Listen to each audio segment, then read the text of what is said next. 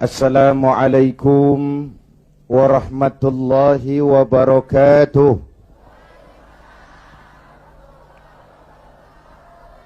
Alhamdulillah, wassalatu wassalamu ala rasulillah Sayyidina Muhammad ibn Abdullah wa ala alihi wa sahbihi wa mawalah, amma ba'du. Para ulama yang saya muliakan, para pejabat baik sipil, TNI dan Polri, hadirin hadirat ma'asyiral muslimin yang berbahagia. Alhamdulillah, malam ini kita dapat bertemu dan berkumpul di tempat ini mengikuti tabligh akbar yang diselenggarakan oleh DPC bekerjasama dengan GMK dalam rangka maulid mensyukuri nikmat kemerdekaan. Hadirin yang saya hormati, apa hubungan Islam dengan kemerdekaan? Pertama, Islam telah memberikan sugesti, dorongan, semangat, rangsangan kepada orang-orang tua kita dulu untuk bangkit berjuang melawan penjajah. Islamlah agama yang mengajarkan bahwa cinta tanah air bagian daripada iman. Betul? Hubbul watan minal iman. Tanah air kita bukan Aljazair. Tanah air kita bukan Palestina, bukan Arab Saudi, bukan Yaman. Tanah air kita mencintai Indonesia juga bagian daripada iman. Yang datang menjajah kebetulan kafir. Ini cikal bakalnya nih. Yang datang menjajah kebetulan kafir. Bertemulah cinta tanah air dengan semangat jihad yang diajarkan agama. Maka bangkitlah para ulama dengan jamaahnya, kiai dengan santrinya, bahu-membahu bersama tentara berjuang melawan penjajah Belanda. Pernah lihat gambar Imam Bonjol? Pernah? Pakai sorban. Pakai apa? Kalau pakai sorban pasti bukan pendeta Shaolin. Pernah lihat gambar Pangeran Diponegoro? Bukan cuma pakai sorban, pakai gamis. Ketika Belanda dengan licik berhasil menangkap Pangeran Diponegoro, pengikut-pengikutnya termasuk Kiai Mojo, Kiai Maja, mundur ke pedalaman, membentuk kantong-kantong perjuangan. Berupa apa? Pesantren. Pesantren selain sebagai tempat menimba ilmu, juga merupakan kantong perjuangan untuk melawan penjajah. Yang berjuang memerdekakan Indonesia selain tentara, ulama dengan jamaahnya, kiai dengan santrinya, pejuang-pejuang nasionalis beragama Islam. Tidak percaya sensus kubur pahlawan. Ibu bapak, saudara-saudara hadirin, malahan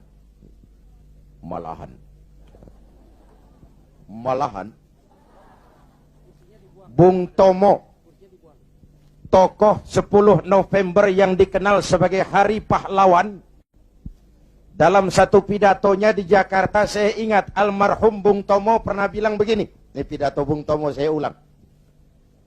Andai kata tidak ada kalimat takbir, ini ucapan Bung Tomo.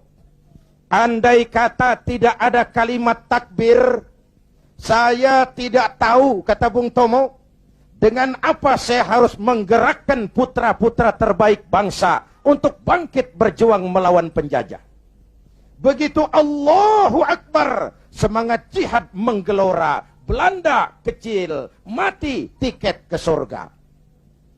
Coba pakai kalimat lain, nggak serem. Woi, perang, perang, malah mundur orang. Tapi begitu Allahu Akbar, kalimat ini refleksi dari nilai keyakinan. Ibu bapak, saudara hadirin yang saya hormati, Ketika itu pilihan perjuangan cuma dua. Merdeka atau mati. Betul? Orang-orang tua kita berjuang gak mikirin nanti saya jadi bupati di mana kalau merdeka. Nanti saya dapat kursi apa kalau merdeka. Tidak. Ikhlas membela tanah air sebagai bagian daripada nilai-nilai keimanan. Dulu iman untuk merebut kemerdekaan. Sekarang iman untuk mengisi kemerdekaan. Ya Bu? Ya Bu? Apa?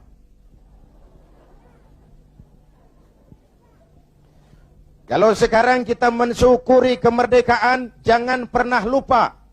Kemerdekaan yang kita nikmati ini ditegakkan di atas keringat, air mata, darah, dan nyawa orang-orang tua kita. Yang mereka tidak sempat menikmati kemerdekaan negara ini. Jangan kotori darah mereka dengan togel, kata Ustaz tadi. Jangan kotori darah mereka dengan perbuatan tercela di atas republik tercinta ini. Jangankan adik-adik saya yang lebih muda, saya saja kalau ditanya, Saudara Zainuddin, apa jasamu dalam menegakkan kemerdekaan? Saya jawab, tidak ada.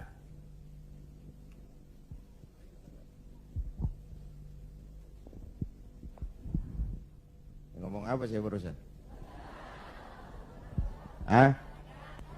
Kalau saya ditanya, Saudara Zainuddin, apa jasamu dalam menegakkan kemerdekaan? Saya jawab, tidak ada. Kenapa? Karena tahun 45 saya belum keluar. Itu saya. Tapi saya harus tahu diri dong. Kalau sekarang saya bisa minum air kelapa, itu karena orang-orang tua saya sudah nanam pohon kelapa. Betul? Nih adik-adik kecil nih, pernah minum air kelapa enggak? Pernah nanam pohon kelapa? Enggak pernah. Kalau sekarang kita menikmati indahnya merdeka, jangan pernah lupa.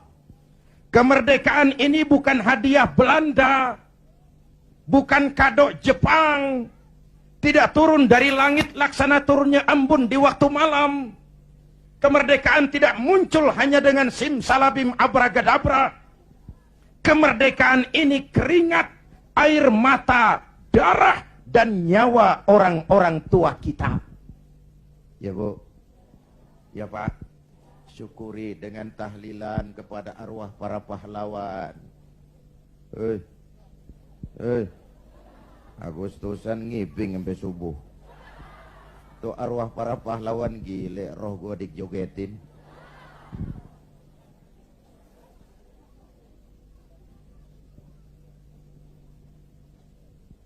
Oke, dulu iman untuk merebut kemerdekaan, sekarang iman untuk mengisi kemerdekaan. Selama ini pembentukan SDM kita cuma berorientasi pada pengisian otak, penataran tiap hari, pendidikan keterampilan di sana sini, tapi hati sering kosong, agama dangkal, keyakinan rapuh, akhirnya moral rendah. Pantas yang disuruh ngurus laut malah jadi bajak laut, yang disuruh ngurus hutan rame-rame jadi orang hutan, yang disuruh ngurus beras malah nimbun beras, yang disuruh ngurus hukum malah bikin hukum kayak pisau. Itu yang melukai rasa keadilan. Pantas muncul street justice, pengadilan jalanan, maling motor tangkap bakar. Itu refleksi dari ketidakpuasan rakyat terhadap sikap hukum selama ini, di mana rakyat melihat kalau yang kecil salah, hukum cepat-cepat ditegakkan. Yang besar salah, diam pura-pura nggak ngerti. Itu yang merusak masyarakat. Jelas? Hukum kayak pisau. Tahu pisau? Kalau ke bawah tajam, ke atas si tumpul. Ini hukum pisau namanya. Mudah-mudahan ke depan duet Bu Mega dan Pak Hamzah mampu menegakkan hukum dengan benar. Amin. Ya Rabbal. Berangkat dari pengalaman itulah kita harus mulai kembali kepada penataan nilai keimanan. Itu sebabnya Muslim begitu beral lahir ke alam dunia udah disambut azan. Benar Bu? Kenapa? Bayi itu kaset kosong. Kalau dipakai merekam, daya rekamnya kuat. Kita yang udah berumur nih, ibarat kaset kebanyakan rekaman udah. Nggak kusut juga lumayan. Ngapalin udah berat, kaset kusut. Bayi kaset kosong. Begitu brol hadir ke alam dunia, rekaman pertama yang menyentuh telinganya, lafzul jalalah. Allahu Akbar, Allahu Akbar. Rekaman pertama. Belum sempat dia dengar Ricky Martin. Belum sempat dia dengar Westlife. Yeah. Kok tahu? Ya tahu, gue kan Ustadz Gaul.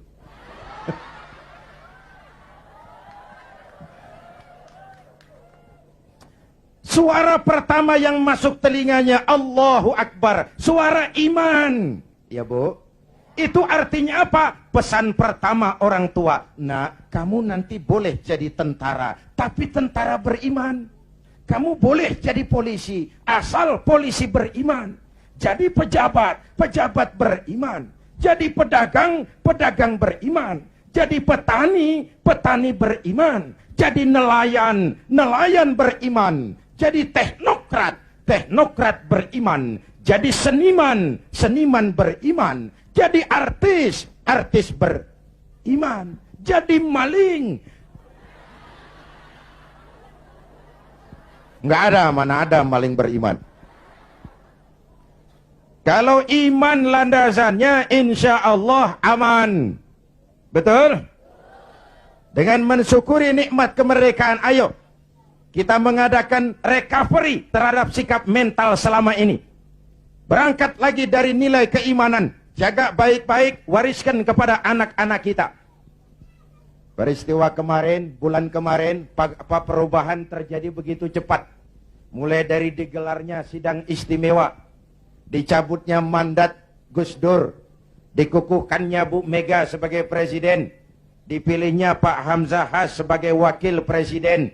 Kalau kita berangkat dari nilai keimanan, maha benar Allah, wa tilkal ayyamu nudawiluha bainan nas. Hari itu kami putar di antara manusia. Ada saat datang, ada waktu pergi. Ada hari lahir, ada saat kembali. Ada waktu dilantik, ada saat menyerahkan jabatan. Hidup cuma nungguin giliran. Maka kalau lagi di atas berkuasa, jangan busung dada dan lupa daratan. Kalau lagi nyungsep di bawah, jangan putus asa dan protes Tuhan. Hei. Hei.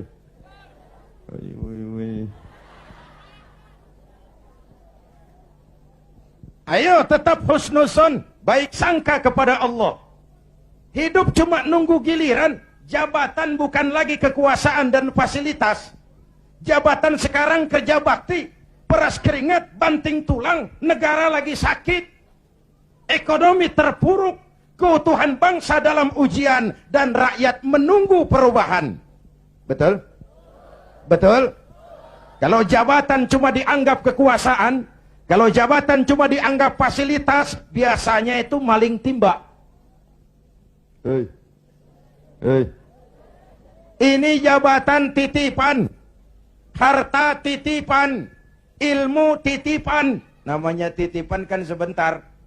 Jangankan harta Pak, roh nih, roh yang menyebabkan kita hidup, itu sekedar hak guna pakai. Nggak punya sertifikat. Bodong. Sekedar hak guna pakai. Kalau yang punya mau ambil, inna lillahi wa inna ilaihi. Ruh saja nggak bisa kita pertahankan. Apalagi jabatan. Apalagi harta. Apalagi hidup ini. Hadirin yang saya hormati, hidup cuma nunggu giliran.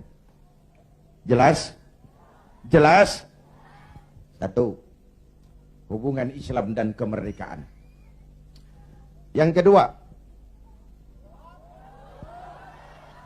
Iya, saya cuma ngelihat jam. Reseh amat sih. Udah dengerin aja dah.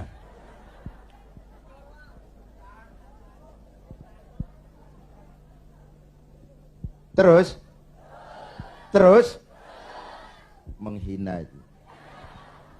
Ini ustadz bukan tukang parkir. Terus.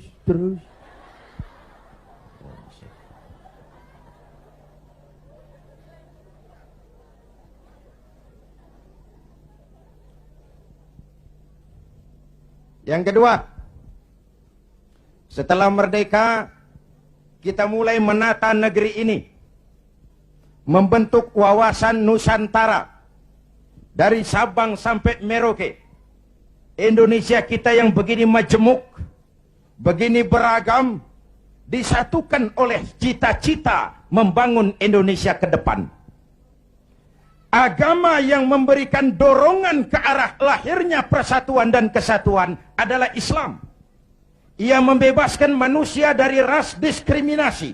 Dari mana ke orang datang, apa ke warna kulitnya, dari suku apa ke ia dilahirkan, kalau akidahnya sama, itu kan saudara kita. Benar? Benar? Semalam saya cerita nih, saya mau cerita, mau dengar nggak? Saya punya teman, Pak. Teman saya ini doktor dari Harvard University, Amerika. Kenalan sama saya pada waktu saya berada di San Francisco.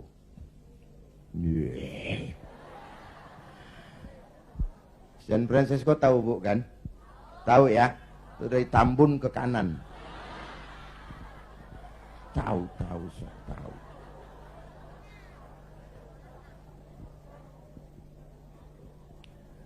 Satu hari teman saya si dokter ini bilang, orang Amerika, bule, Mr. Zainuddin, ya, saya kagum dengan negeri Anda Indonesia. Giliran saya kaget. Ada dokter dari Harvard. Harvard itu perguruan paling bergengsi di Amerika. Dia menyatakan kagum dengan Indonesia.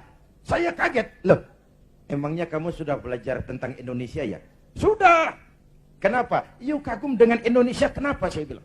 Indonesia negara Anda, Mr. Zainuddin. Negara Anda besar. Dalam rangka mensyukuri kemerdekaan, kita bangga dulu jadi anak bangsa. Negara kita besar enggak? Masya Allah, Masya Allah. Republik Indonesia kita ini 17.000 pulau. 17.000 pulau. Allahu Akbar. Itu belum termasuk Pulau Gadung dan Pulau Gebang. Tambah 2 kalau itu masuk.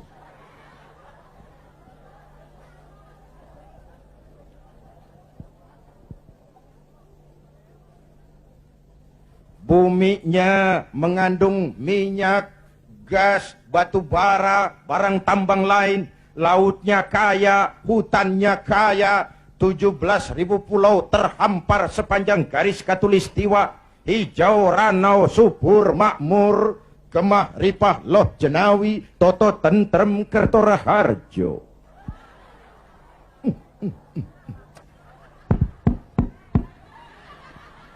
Negara besar.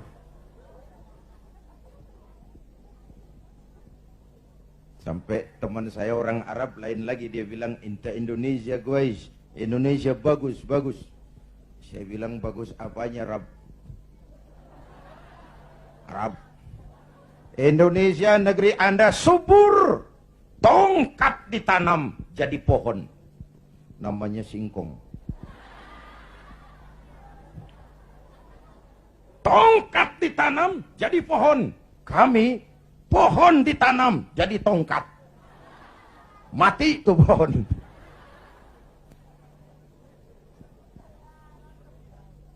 Negara besar. Terus apa lagi yang kamu heran? Penduduk negeri Anda banyak. Kita rakyat Indonesia sekarang 210 juta. Itu SDM kita. Itu aset kita. 210 juta. Allahu Akbar. Konon menurut keluarga berencana nasional, di Indonesia ini tiap 1 menit lahir 8 bayi. Cuma karena Indonesia luas, nggak terasa. Coba jejer, serem. 1 menit 8, brol. Ini kan menyangkut sekolah yang harus kita siapkan, lapangan kerja yang harus kita sediakan, kesehatan yang harus kita pikirkan, pertumbuhan penduduk kan artinya itu. Pertumbuhan penduduk artinya lapangan kerja, sekolah, kesehatan. Ibu bapak hadirin yang saya hormati. Negara besar, penduduk banyak, agama macam-macam. Ini faktor ketiga. Di Indonesia paling banyak agama. Selain Islam, ada Kristen, ada Hindu, ada Buddha, ada Shinto, ada agama Majusi, pengikut Zoroaster, ada agama Kaharingan di Kalimantan. Jawa Tengah masih banyak aliran kebatinan, kejawen, golongan eling. Yang penting percaya kepada Tuhan yang Maha Esa. Berbudi luhur, berjiwa bersih, banyak-banyak bersamadi. Menyadari tentang hakikat sangkan paraning dumadi. Untuk mencapai manunggaling kaula Gusti.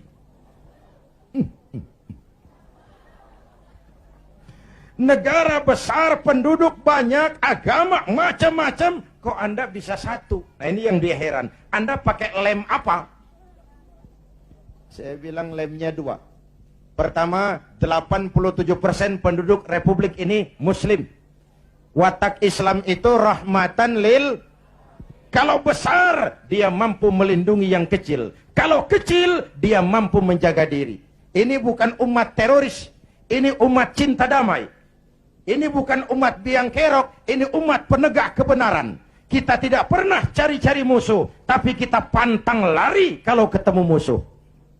Jelas? Jelas? Hadirin yang saya hormati, lem kedua saya bilang namanya Pancasila. Ini diterima oleh semua agama. Dengan mensyukuri nikmat kemerdekaan, ayo jaga persatuan dan kesatuan. Pagelaran bulan kemarin dalam pengembangan demokrasi kita harus jadi pelajaran betapa kita harus menghormati perbedaan. Jangan beda dianggap musuh. Kalau beda dianggap musuh, kapan kita mau dewasa? Kalau beda dianggap musuh, kapan kita mau berdemokrasi? Ayo rakyat kita dewasa. Jangan terjebak fanatisme sempit. Saudara senang Zainuddin, boleh. Fanatik sama Zainuddin, jangan.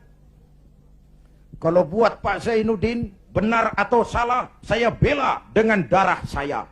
Goblok. Yang benar belain, yang salah dandanin. Kalau salah dibenerin juga, kita menjerumuskan orang namanya. Ya Bu, ya Bu, ayo rakyat kita objektif.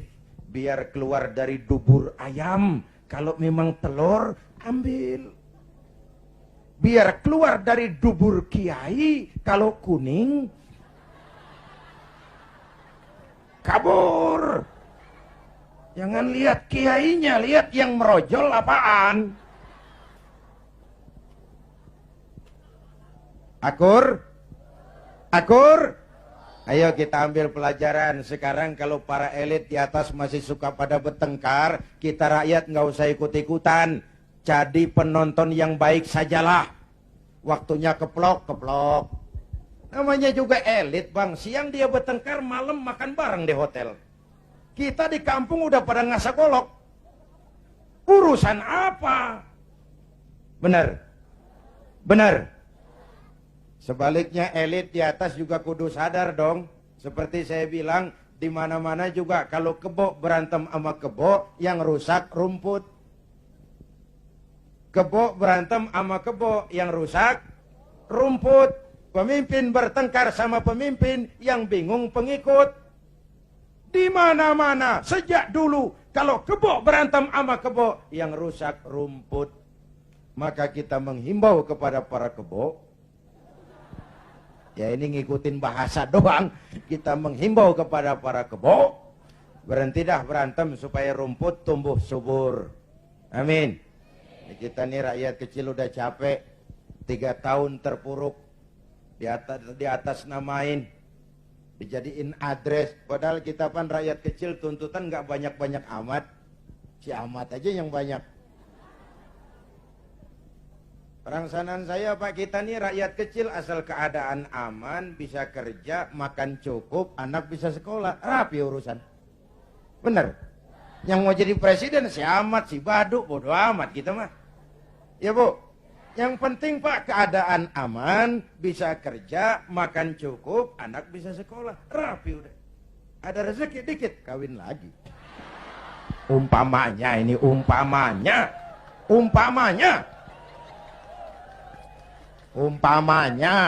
Saya bukan ngasih tahu, ngajarin.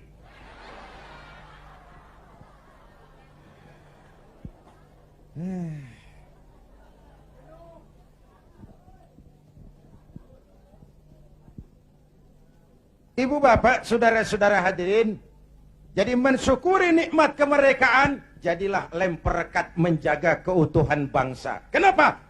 Keutuhan kita dalam ujian, apalagi kemarin-kemarin kan istilah saya musim Pak Bendot. Kipas, angin, tukang kipas gentayangan, tukang kompor lebih banyak daripada tukang lem. Angetin sono, sundut sini, panasin sono, bakar sini. Begitu kebakaran dia kabur, tepuk tangan, kita yang tekor. Hadirin yang saya hormati, padahal bangsa itu kayak gelas. Ini contoh. Contoh.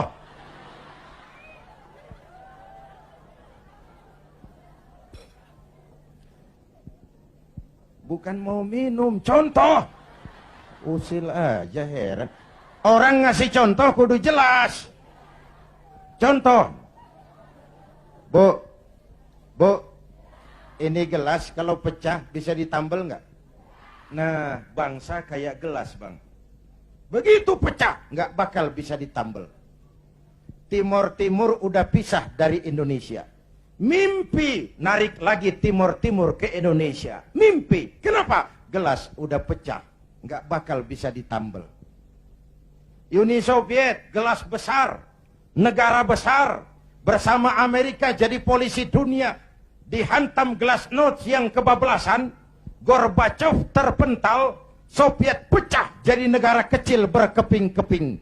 Tidak mungkin menyatukan lagi Soviet. Kenapa? Gelas udah pecah, nggak bakal bisa ditambal. Jelas? Jelas? Gue baru minum.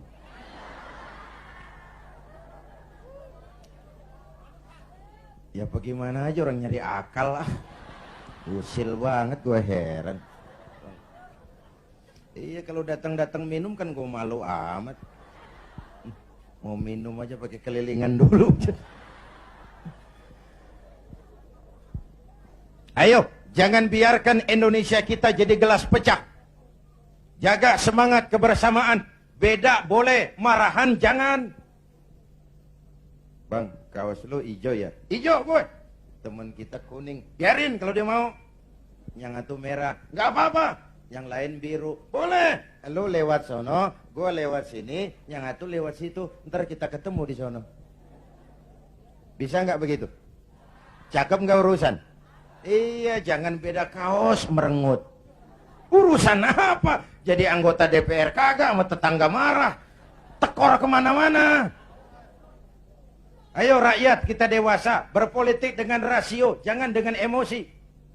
Kayak saya kan, sekarang saya ketua Dewan Pimpinan Pusat Partai Persatuan Pembangunan. Itu pribadi saya, nanti saya cerita kenapa saya gunakan hak politik saya. Tapi saya tidak akan memaksakan pendirian ini kepada hadirin. Itu resiko saya gunakan hak politik saya pulang kampung P3. Perkara saudara, terserah, saya menghargai pendirian saudara. Mau ikut saya, alhamdulillah. Mau pilih P3, silakan.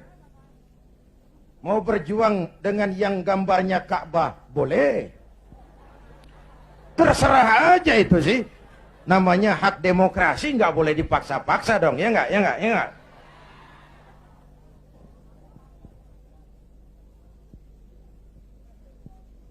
Jangan perbedaan dianggap permusuhan. Kerdil kita kalau beda dikit dianggap musuh. Udah capek kita bangsa ini terkontaminasi oleh dendam sejarah. Di zaman Bung Karno, yang tidak sesuai dengan Bung Karno dicap kontra revolusi. Lalu Bung Karno jatuh, muncul Orde Baru. Bung Karno dianggap Orde Lama. Di zaman Orde Baru, yang tidak sesuai dengan Pak Harto dianggap Orde Lama. Lalu Pak Harto jatuh, muncul lagi reformasi. Di zaman reformasi, yang tidak sesuai dengan keinginan kita, segera diacap Orde Baru. Kapan mau selesai? Kalau naik ini, bantai itu, naik itu, sikat ini, terkontaminasi oleh politik balas dendam. Tidak akan selesai urusan bangsa. Jelas? Jelas? Ayo, kita rukun yuk. Kita kompak yuk. Kita bersatu yuk. Kita pulang yuk.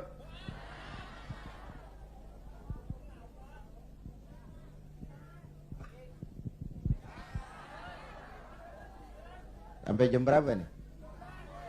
Jam 2. Jam 2. Lu ngundang apa ngontrak lu? Enak aja jam 2, jam 2.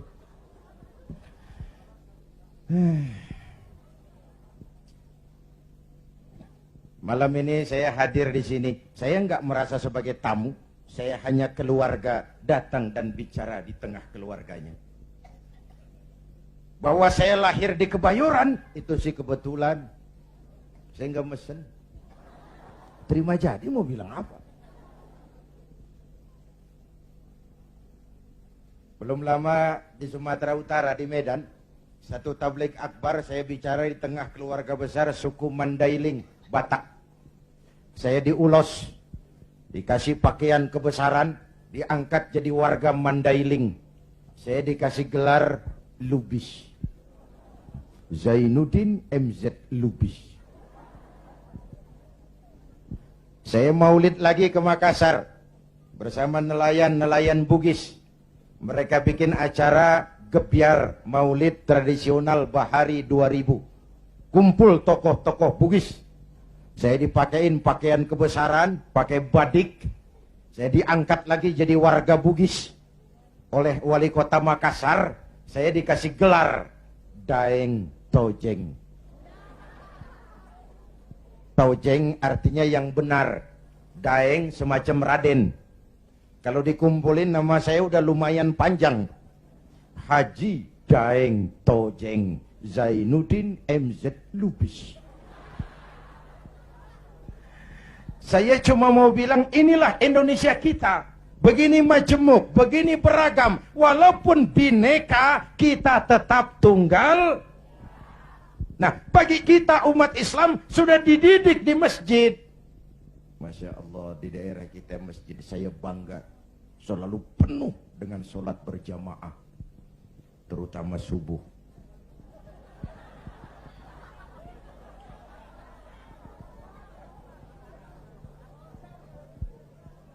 Saya tahu saya subuh sering lewat sini. Kalau udah subuh penuh. Sampai keluar. Nggak ada yang masuk.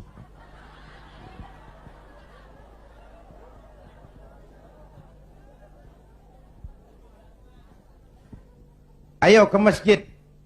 Pertama, siapapun masuk masjid, copot sandal, buka sepatu. Betul?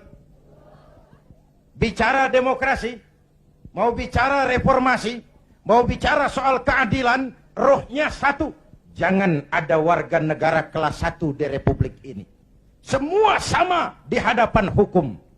Siapapun masuk masjid, copot sandal, buka sepatu. Lurah masuk masjid, buka sepatu, rah. Camat masuk masjid, buka sepatu. Mat. Gubernur masuk masjid, buka sepatu. Nur. Presiden masuk masjid, buka sepatu. Jangan ada warga negara kelas 1 di Republik ini. Ini cikal bakal demokrasi, reformasi dan keadilan. Negara rusak kalau sudah banyak warga negara kelas 1. Sudah copot sendal? Sudah, Pak. Sudah buka sepatu? Sudah. Ayo masuk ke dalam masjid. Kalau sudah masuk ke dalam, ibu bapak lihat. Yang datang dari sebelah kidul, madep ngulon, Bang. Yang datang dari sebelah timur, madep ngulon, Bang. Yang datang dari utara, madep ngulon, Bang. Yang datang dari sebelah kulon, madep ngulon. Masya Allah, jiwa masjid. Bukan soal dari mana orang datang, tapi satu arah menghadapmu. Kau boleh Sunda, kau boleh Jawa, kau boleh Batak, kau boleh Ambon, kau boleh Bugis, kau boleh Aceh, kau boleh Padang, kau boleh Melayu, kau boleh Dayak, kau boleh Madura, kau boleh Betawi, tapi kita satu nusa, satu bangsa, satu. Yuk kita rukun yuk. Kita kompak yuk. Lidih juga Bang, lidih tahu lidih. Lidih tak biar gede banget, kalau sendirian laler kagak mati. Bener. Tapi biar lidih kecil-kecil, kalau digabung sama lidih yang lain, diikat jadi satu, sapuh namanya, jangan laler, anjing juga gempor. Benar. Kita begitu juga, walaupun hutang kita bertumpuk, kita tetap optimis, sumber daya alam kita kaya, asal kita kompak, rukun, bersatu. Jelas? Jelas? Sudah madep ngulon semua Bang? Sudah. Ayo selenggarakan sholat berjamaah. Apa itu? Hidup berbangsa dan bernegara. Caranya bagaimana? Ya harus ada imam, harus ada makmum. Betul? Ada pemimpin, ada rakyat. Makmum siapa? Makmum mah siapa aja Bang. Ngaji dah sama kiai mana juga nggak ada pemilihan makmum. Namanya makmum tiba ngikutin siapa juga boleh. Bener. Bang, tuh orang budak tuh. Budak boleh jadi makmum. Tibang makmum ngikutin doang, dia budak, dia kagak denger juga dia lihat. Bacaannya nggak fasih, boleh jadi makmum. Ketinggalan satu rakaat, boleh jadi makmum. Tapi nggak tiap orang boleh jadi imam. Kenapa? Imam mau mimpin orang banyak. Kalau imam goblok, bego, hancur sembahyang. Benar? Benar? Makanya lain kali milih imam hati-hati. Hei, yang punya masjid pada nih, kalau milih imam hati-hati.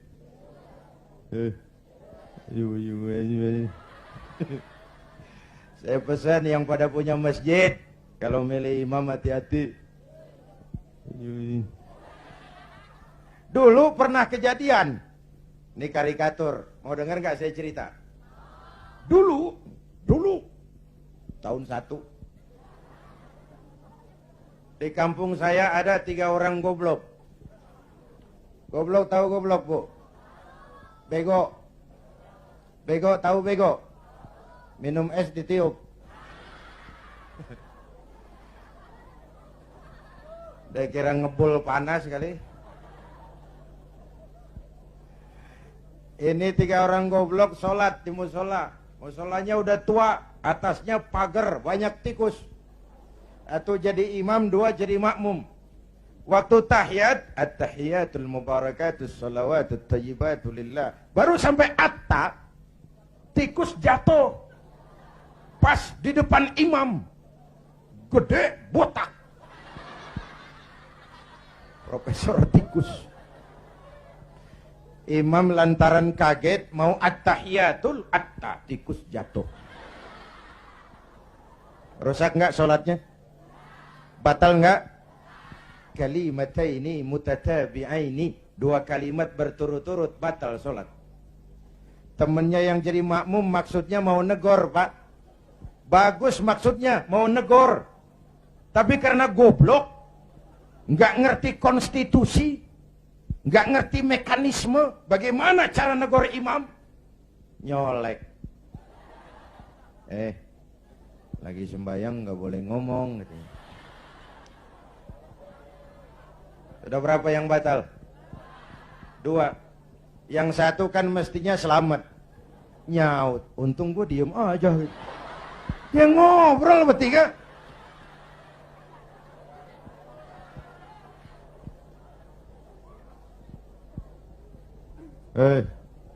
Nyari imam hati-hati. Ya Pak.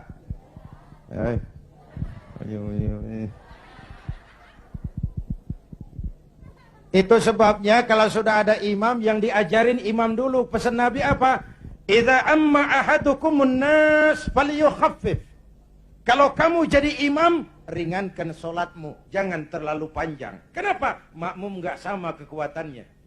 Ada makmum yang tua renta, diri aja udah gemeter. Ada makmum yang punya darah tinggi, kalau sujud kelamaan palanya sakit. Ada makmum yang udah janji, habis sembahyang mau terima duit. Kalau imam kelamaan, kelas odan makmum. Imam harus tahu keadaan makmum. Pemimpin harus punya sense of crisis. Rakyat saya ini keadaannya lagi bagaimana? Kalau saya begini pantas apa enggak? Jangan udah diangkat jadi imam lupa daratan. Sembahyang Isya berjamaah. Rakaat pertama selesai Fatihah, Yasin. Makmum ikut si ikut, nggak punya pilihan lain. Tapi hatinya kan ngedumel. Kata makmum, paling sekali ini gua sembahyang di sini. Gua kapok punya imam begini nih. Besok tobatin gua balik lagi. Hadirin yang saya hormati, begitulah kita mewujudkan semangat kebersamaan untuk Indonesia esok yang lebih baik dari hari ini. Amin. Ya Rabbal, mensyukuri nikmat kemerdekaan dengan semangat menjaga nilai-nilai kebersamaan, persatuan, kesatuan, kerukunan, dan kekompakan. Lalu yang ketiga, hubungan Islam dan kemerdekaan. Setelah merdeka, membentuk wawasan Nusantara, kita mulai membangun. Bung Karno menyebutnya pembangunan semesta berencana. Pak Harto menyebutnya pembangunan manusia seutuhnya. Apapun namanya, tapi ini refleksi dari keyakinan. Walaupun Indonesia bukan negara agama, tapi pasti Indonesia negaranya orang beragama. Maka orientasi pembangunan tidak cuma dunia, tapi juga akhirat. Betul? Ini semua nih calon-calon jenazah.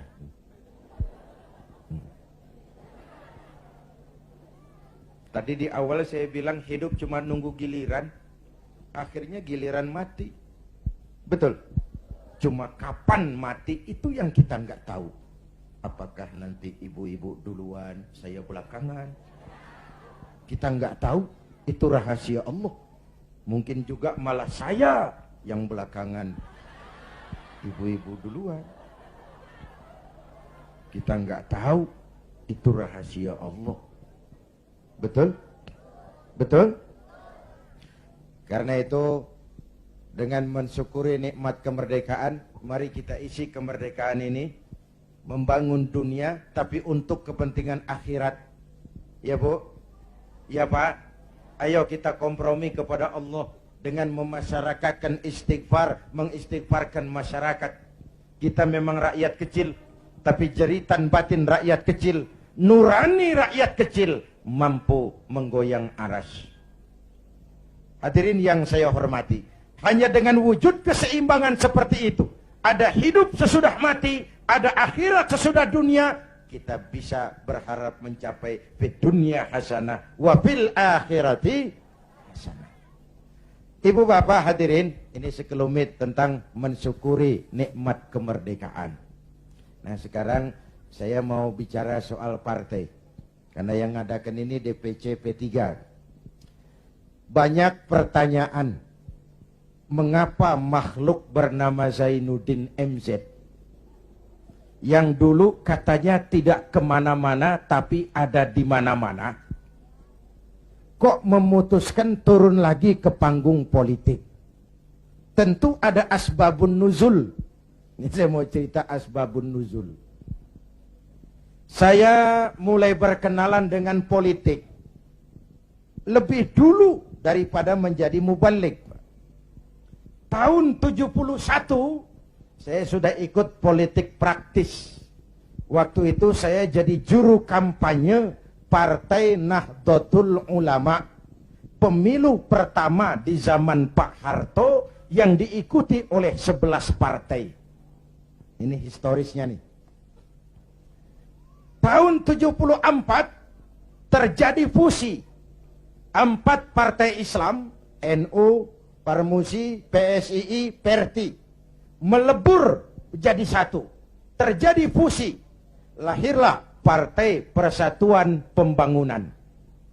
Asasnya Islam, lambangnya Ka'bah, hasil istikharah Hadratus Syekh Kiai Haji Bisri Samsuri, Rais Suriah Nahdlatul Ulama waktu itu, yang adalah kakeknya Kiai Haji Abdurrahman Wahid. Maka pemilu tahun 77 dan 82, selain duduk di MPC, saya tetap kampanye buat Partai Persatuan. Duet sama Haji Roma Irama waktu itu, di zaman galak-galaknya Golkar. Tahun 77-82 Bu, kalau berangkat kampanye, itu pamitnya pamit mati. Itu zaman-zaman Amir Mahmud, Amir Murtono, dan Amir-Amir lain itu. Nyawa taruhannya. Padahal calon anggota DPR bukan. Apalagi calon menteri. Digaji kagak. Itu yang namanya panggilan jiwa. Karena partai ini asasnya Islam.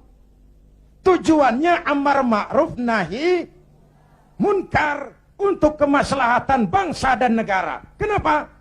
Negara ini kan kayak kapal, Pak. Kapal laut. Orang naik kapal laut kelasnya nggak sama. Ada yang di dek kelas 1, kelas 2, ada yang kamarnya di bawah. Kalau yang dapat kamar di bawah perlu air, dia kudu ke atas. Lewat tangga, jalan jauh, capek, keringetan. Potong kompas. Ngapain gua ke atas jauh-jauh? Air dekat banget, cuman dibatasin dinding kapal. Gua bor aja nih kapal nih. Ntar air masuk kamar-kamar gue udah bayar pakai duit gue, yang ngebor juga gue, orang lain jangan ikut campur. Kalau didiemin kapal dibor, bocor nggak? Mula-mula sedikit, makin lama makin banyak, makin sulit dikendalikan. Akhirnya kapal miring, tenggelam. Kalau kapal tenggelam, yang mati yang ngebor doang. Hah? Seluruh penumpang kapal ikut tenggelam karena satu ngebor. Negara kayak kapal, korupsi, KKN, maksiat, munkarot, kebatilan, kezoliman, ketidakadilan, itu ngebor kapal, bocorin kapal. Di masyarakat juga begitu, kadang-kadang temen ditegur ngotot. Biarin aja, yang mabok gue, yang beli minuman gue mabok di rumah gue, kenapa lu pusing? Yang judi gue, pakai duit gue, kenapa lu pusing? Yang zina gue, kenapa lo ribut? Iya, yang judi lo, yang mabok lo, yang zina lo. Tapi judi, mabok, zina, maksiat, Mas. Kalau ini negeri kebanyakan maksiatnya, Allah marah, turun gempa bumi. Yang mampus bukan elu doang, monyong.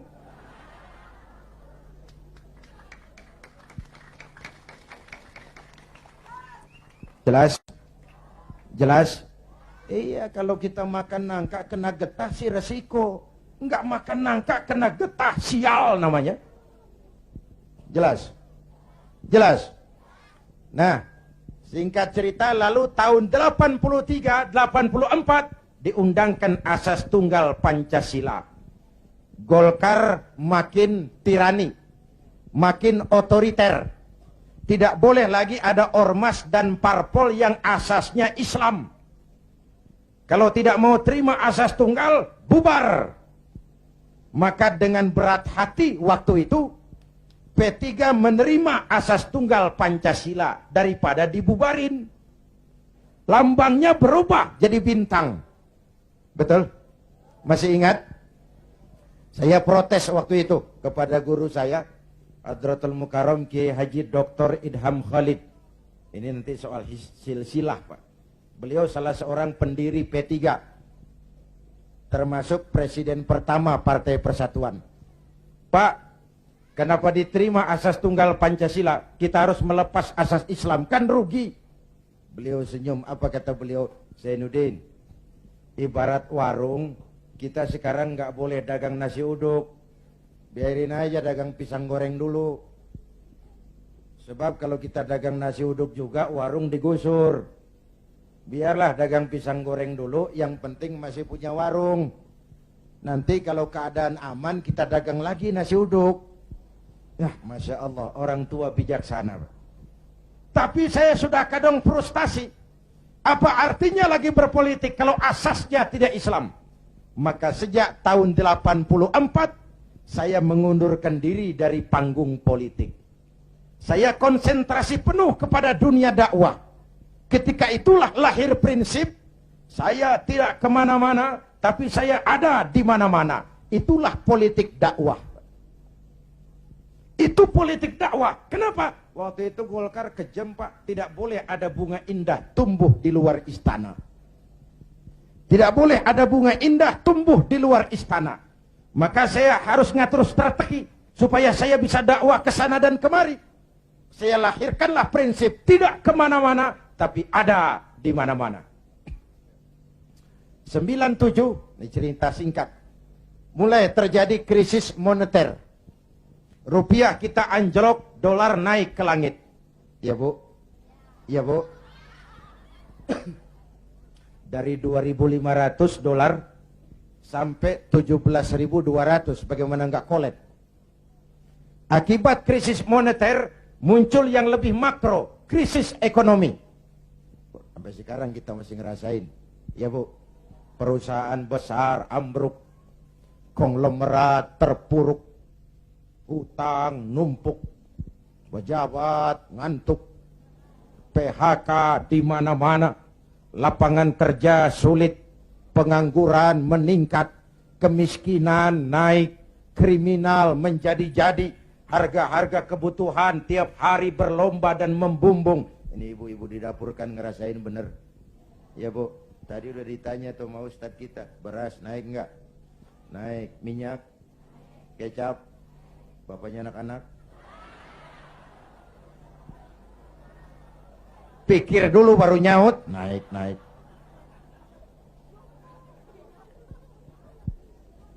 Biaya hidup makin tinggi, beban hidup makin berat. Masya Allah, di Jakarta Bang sekarang kencing aja gope. Bener, kencing gope. Teman saya ngasih duit ribuan, gak ada kembaliannya, disuruh kencing lagi. Orang udah tiris bagaimana ngeluarinnya.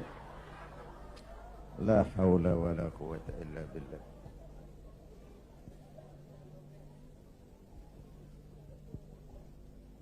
Akibat krisis ekonomi muncul yang lebih mengerikan, krisis kepercayaan. 97. Reformasi bergulir, mahasiswa turun ke jalan, Pak Harto lengser. Ini turunnya Pak Harto, Pak, Bu, saya punya dua catatan penting. Pertama, betapa besar arti kepercayaan. Ini kan PDIP sama P3 lagi dapat kepercayaan. Jadi orang nomor 1 dan nomor 2 di Indonesia. Nyari kepercayaan berat, menjaga kepercayaan lebih berat. Kalau dipikir-pikir Pak Harto kok bisa turun? Apa nggak punya duit? Banyak. Apa nggak didukung tentara? Oh, sebagai presiden dia panglima tertinggi ABRI. Pangkostrat mantunya. Kok turun? Jawabannya tidak dipercaya. Tidak dipercaya. Nih pelajaran nih. Nggak punya duit bisa minjam. Nggak punya beras bisa minta. Nggak dipercaya turun. Betul? Luar biasa kepercayaan itu.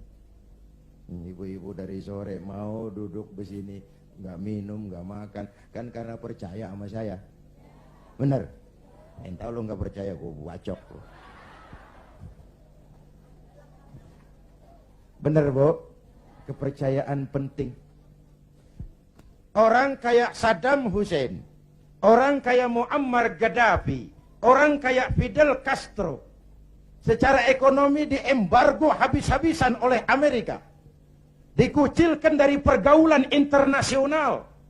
Tapi Saddam tetap mimpin Irak, Gaddafi tetap mimpin Libya, Castro tetap mimpin Kuba. Kok bisa? rakyat percaya sama pemimpinnya. Hei, hei, rakyat percaya. Rakyat percaya. Ya Bu? Ya Pak? Kalau nggak dipercaya udah berapa dah? Ini. Itu catatan pertama. Catatan kedua, dengan segala kelebihan dan kekurangannya, Pak Harto masih menjaga keutuhan bangsa. Ya udah, kalau nggak dipercaya saya turun. Nggak usah sidang istimewa, ongkosnya mahal. Pak Harto juga nggak nakut-nakutin rakyat. Ntar kalau saya turun Jawa Tengah merdeka. Enggak. Pak Harto juga nggak ngumpulin pendukung. Kalau mau masih banyak pendukungnya. Tapi keutuhan bangsa lebih penting daripada kepentingan pribadi. Itu sosok negarawan. Jelas? Turun Pak Harto, naik Pak Habibie. Habibie ini menurut saya the right man in the wrong time. Pemimpin yang baik tapi muncul pada waktu yang salah. Kenapa? Pak Habibie berhasil menekan dolar dari 17.000 ke 6.000. Itu prestasi ekonomi. Orangnya demokrat. Kalau dihujat senyum. Dia masuk gedung DPR. Dia senyum. Waktu laporan pertanggungan jawabnya ditolak oleh DPR dengan suara beda cuman puluhan, apa komentarnya? Sambil senyum dia bilang, it's over. Kalau laporan saya ditolak, selesailah saya sampai di sini. Dia tidak maju lagi sebagai calon presiden, padahal masih punya hak mencalonkan diri. Kenapa? Itu namanya tahu diri. Kalau orang udah kagak demen, udah. Muka badak.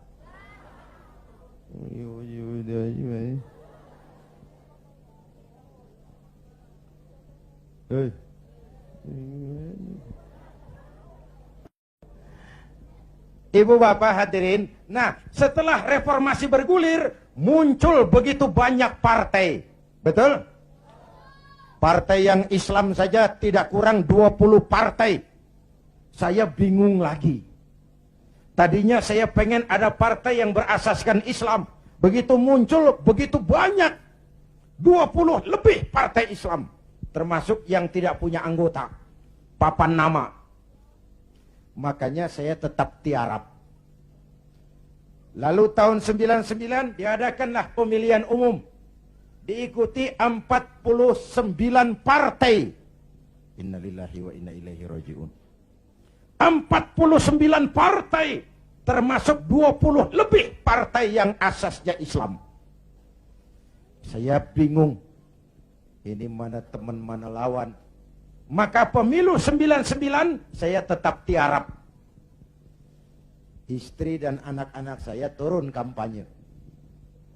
Ngeramehin, ya apalagi kalau bukan P3. Tapi saya tetap belum tergerak. Selesai pemilu, terbentuklah MPR dan DPR. Kemenangan rankingnya PDIP juara 1, Golkar juara 2, P3 juara 3, disusul PAN dan PKB. Menjelang sidang umum itulah saya kepada sekretaris minta dihubungkan untuk bicara dengan Pak Hamzah Has. Tolong, saya mau bicara sama Pak Hamzah. Bicara lewat telepon. Akhirnya kata Pak Hamzah, begini sajalah. Kalau Kiai mau ketemu saya, jangan Kiai ke rumah saya. Biar saja, saya saja yang ke rumah Kiai.